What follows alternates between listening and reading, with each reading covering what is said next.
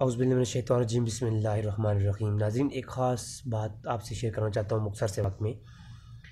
آج کل آپ نے دیکھا ہوگا کہ ایک خبر پھیلی ہوئی ہے کہ کرونا وائرس ختم ہونے والا ہے اور ثریا ستارہ جو ہے وہ اب رمضان کے آخری عشرے میں ظاہر ہوگا۔ اس کا خبر کی کتنی حقیقت ہے اور اس کا کتنا حقیقت کے ساتھ تعلق ہے، اس خبر کا حقیقت کے ساتھ کیا تعلق ہے؟ پہلی بات تو یہ ہے کہ میں یہ حدیثوں پر بات کرنے سے پہلے کچھ باتیں کرنا چاہوں گا۔ ایک طبقہ ہے جو یہ علم النجوم پر کتابیں لکھی گئی ہیں، ایک فن ہے، ایک علم ہے، الگ کیٹیگری ہے۔ ہر فن کے الگ الگ لوگ گزرے ہیں اس دنیا میں۔ تو یہ جو علم النجوم ہے، ستاروں کے حالات اور یہ سٹارز کے بارے میں جو یہ اگلے کے حالات لوگ بتاتے ہیں، نجومی جو بیٹھے ہوتے ہیں، اور کسی کا مستقبل بتا رہے ہیں، کسی کا ماضی بتا رہے ہیں، وہ ڈیٹ آف برتھ سے۔ خیر، اس علم کی حقیقت ضرور ہے۔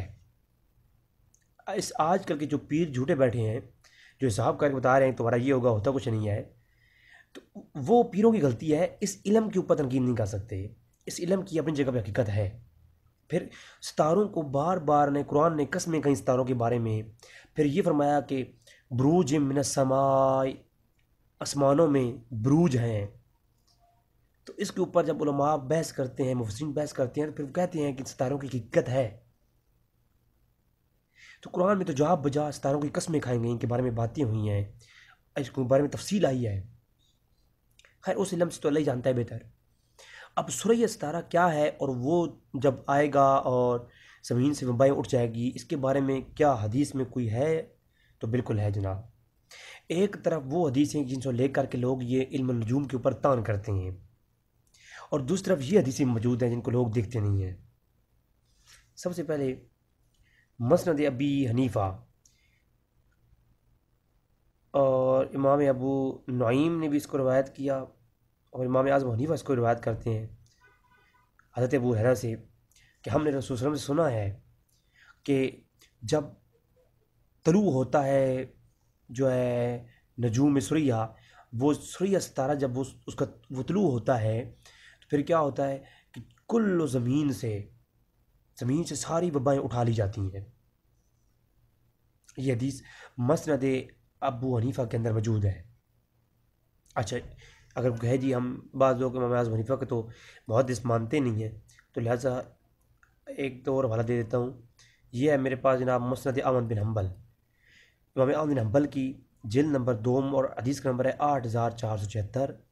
شعیب ارناؤت جو کہ غیر مقلدین کا بہت بڑا محقق ہے، اس نے تخریج کرتے ہوئے کہا کہ ھذا حدیث حسن صحیح، یہ حدیث حسن صحیح ہے۔ اور کہتے ہیں کہ ابو ہریرہ کی جو امام احمد بن حنبل نے جو ابو ہریرہ سے روایت کا باب قائم کیا ہے، مسند ابو ہریرہ سے، تو اس کے اندر یہ حدیث موجود ہے۔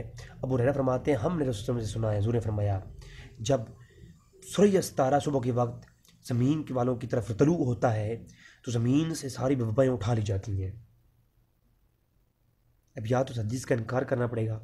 اگر حدیث کو مانتے ہیں اور حسن صحیح بھی ہے، تو معلوم ہونا چاہیے کہ جس وقت یہ ثریا ستارہ آ جائے تو پھر کیا ہوتا ہے، پھر جو ہے اس کے جو ہے آنے کی وجہ سے زمین سے بیماریاں اٹھا لی جاتی ہیں۔ تو معلوم یہ ہوا کہ اس ثریا ستارے کی بھی کوئی حقیقت تو ہے۔ اور اب ماہرین نجوم یہ کہہ رہے ہیں کہ رمضان کے آخری عشرے کے شروع میں یہ ستارہ زمین کے اوپر طلوع ہوگا، اور اس کے بعد اس حدیث کے مطابق زمین پر کوئی وبائی بیماری نہیں رہے گی۔ اصل میں علم نجوم کے اوپر جو طعن کیا جاتا ہے، تھوڑی سی بات اضافی کرنا چاہوں گا۔ یاد رکھیں اصلاً کوئی چیز حرام نہیں ہے۔ کسی چیز کی حرام ہونے کی اس کے اندر کوئی نہ کوئی ایسی علت پائی جاتی ہے جو کہ شرعی اعتبار سے اسے حرام قرار دیا گیا ہے۔ جب تک وہ علت موجود ہے وہ حرام ہے، جب علت لوٹ جائے گی تو وہ چیز اس کی حرمت کا حکم بھی اٹھ جائے گا۔ مثلا ایک گلاس ہے، اس گلاس کے اندر ایک قطرہ شراب کا گیا۔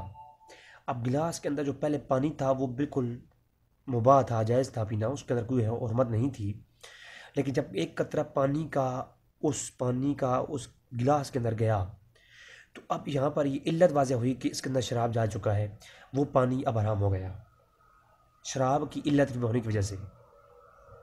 لیکن اب اسی گلاس کو ہم نے ایک بڑے ڈرم میں لوٹ دیا یا ایک بڑی مقدار کے پانی میں لوٹ دیا، تو اب جو ہے شراب وہی قطرہ موجود تھا اس پانی کے اندر، لیکن جب اسے کسی بڑے ٹینکی کے اندر یا بڑی کسی چیز کے اندر جس میں وافر مقدار میں پانی موجود ہے، تو اب جو ہے جب اس میں ڈال دیا جائے گا تو اب وہ پانی بالکل مباح ہے، وہ آپ پی سکتے ہیں۔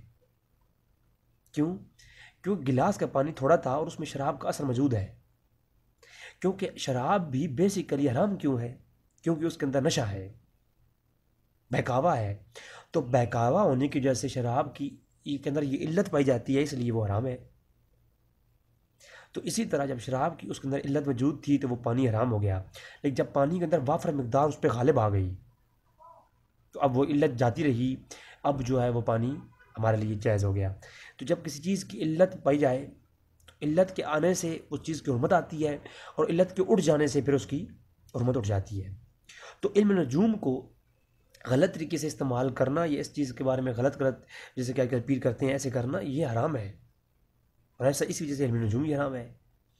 اور اگر اس کو پازیٹیوٹی کے لیے استعمال کیا جائے تو یہ بھی علم ہے ایک، اس کو ماہرین جو ہے اس کے بعد اس کو پازیٹیو استعمال کرتے ہیں، جنگوں کے حالات بتانے کے لیے استعمال کرتے ہیں، جنگوں کے طریقہ کار بتانے کے لیے استعمال کرتے ہیں۔